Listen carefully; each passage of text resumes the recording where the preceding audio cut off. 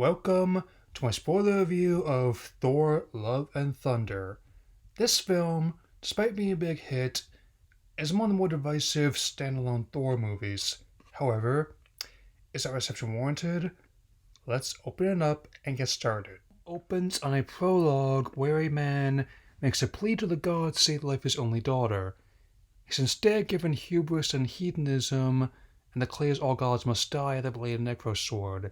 He is then known as Gorr, the God Butcher, played by Christian Bale. Add him to the list of both DC and Marvel cast alumni.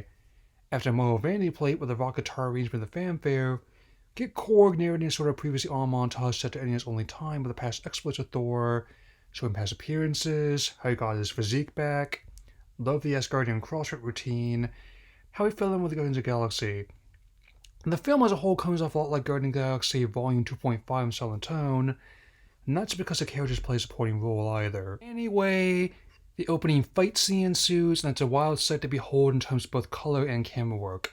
On top of the CGI, the film uses all of the same stagecraft visual effects from Mandalorian, right down to both work sharing Barry Idwine as cinematographer.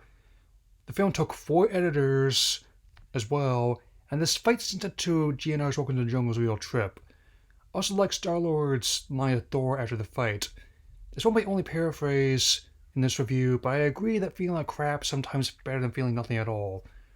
Though he's gifted the goats Tooth Grinder and Tooth Gnasher for his efforts. Lady Sif, played by Jamie Alexander, is caught in the crossfire, her Gorr's rampage, losing an arm in the process, and taken back to the settlement on New Asgard medical treatment. Once again, another play of the previous film's events with Matt Damon as Loki, Chris's brother Liam Hemsworth as Thor, and Melissa McCarthy as Hela.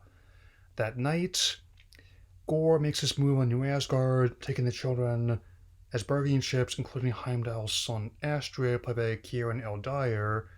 Thor is also given an aid in battle with Dr. Jane Foster, the mighty Thor, played again by Natalie Portman. However, all is not well as she's been diagnosed with stage 4 cancer.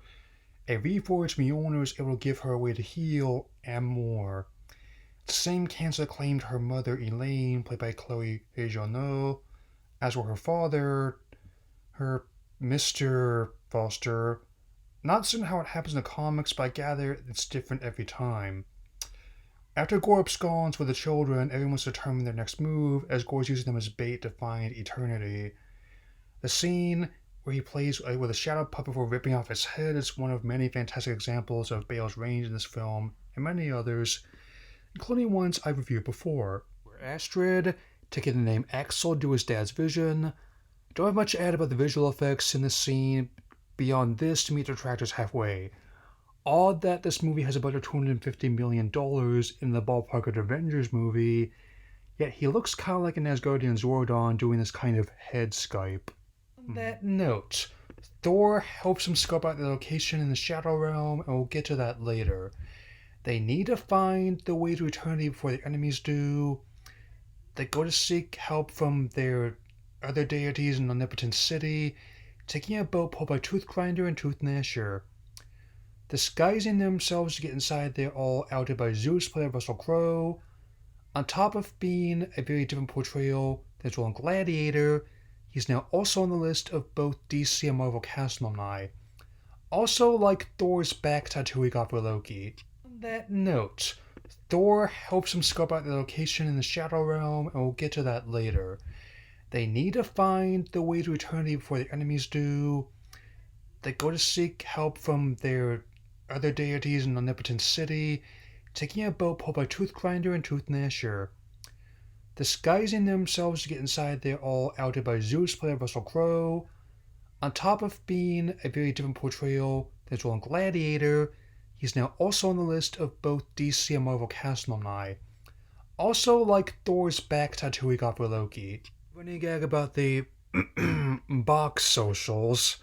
Think people getting uppity about it clearly didn't see the whole movie, or at least weren't paying attention to it. Basically, if Gorr gets his way, there won't be one. Of course I don't mind how amorous they are. I love the game Hades, for example. Plan B is to take the lightning bolt, and if one-shotting Zeus to Sweet Child of Mine seemed too easy, I'll talk about it more in the Stingers. Korg is reduced to a face in the galley, and Jane reveals her diagnosis to Thor. Reaches the Shadow Realm, and the sequence is actually quite impressive. It's shown in black and white with only the color and light coming from their weapons.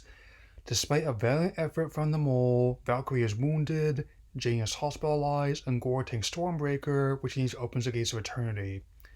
Thor goes to confront Gorr, bestowing the power of the gods and acts on the other Ungarhurtian children. An actually pretty fun sequence set to the outro to Golden and Rose November Rain.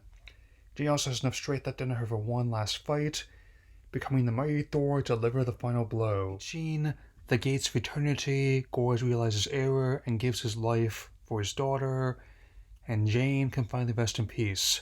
Her body also becomes gold dust rather than the black dust that came from Thanos' snap, and I'll address that in a bit. We close on Sif and Valkyrie training next generation to fight, Korg finding his own mate named Dwayne. I see what you did there. Thor is also taken in Gorr's daughter, played by Chris's real-life daughter India, taking new titles of Love and Thunder.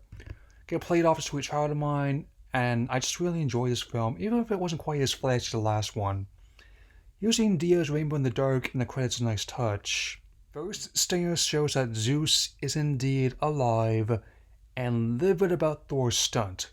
He sends out his champion after Thor, Hercules, played by Brett Goldstein. I'm eager to see where this goes. It should be interesting to see what the Mouse does for their live-action version of the 1997 movie. Second, Stinger shows Jane ascending to godhood in Valhalla and being greeted by Heimdall, played again by Idris Elba. For such a humorous film, that's actually quite the hopeful yet bittersweet ending to it and her arc. It may not have been as fresh as Death Ragnarok was, but it definitely used a lot of the same ingredients to make a meal that satisfied me at least. This film, while not quite where the fresh Ragnarok was, still made a respectable $343 million domestically and $759 million worldwide on its $250 million budget. While I do not know what shape this will take in the future, whatever role Thor plays will be very different. Same with Taika Waititi, who is moving on to other projects both big and small. Talk persists of the next Star Wars films with him at the helm. Can tell his fingerprints definitely on this film. For Phase 5 and 6, that remains to be seen.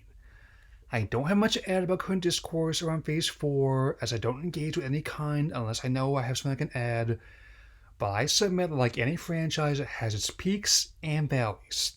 It's no different than the variation in quality seen in James Bond and Godzilla movies. You can see how long those have lasted. I have been a bit more open to the experimentation in the series where they really put the universe in cinematic universe, especially liking the whole throw everything at the wall and see what sticks approach to the multiverse saga. I look forward to seeing Black Panther Wakanda Forever this Thanksgiving. I will see you soon on my belated thoughts of spin-off series Ms. Marvel and She-Hulk Eternity at Law. That's all for now. Take care, everyone.